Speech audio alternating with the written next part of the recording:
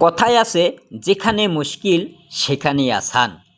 অনেকে আবার চিন্তা করেন পাহাড়ের উপর পানি পাবো কোথায়, কিন্তু মোটর বসানো যায় সেথায়।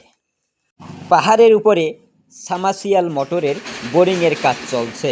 দেখেন কিভাবে কাজগুলো কিন্তু তারা করে ধীর ধীর গতিতে বোরিং করছে, এবং মাটিও তেমন শক্ত নয়। একদিনে 100-150 ফুট বোরিং করা কোনো ব্যাপার নয়।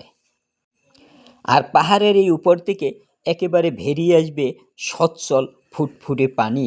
আর এ পানিটা অনেক পিওর এবং অনেক ভালো সুস্বাদুকর পানি। আমরা পাহাড়ি অঞ্চলে যারা বাস করি এরা অধিকাংশ মানুষ কিন্তু আমরাই জানি।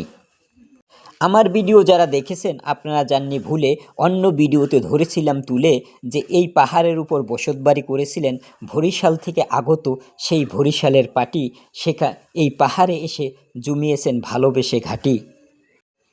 আমি আজ এক পাহাড় থেকে এই জানালা দিয়ে অন্য পাহাড়ের এই সবুজ শ্যামল প্রকৃতির দৃশ্যটা ধরেছি তুলে। মনটা ভালো লাগে সবুজ শ্যামল গাছের কূলে।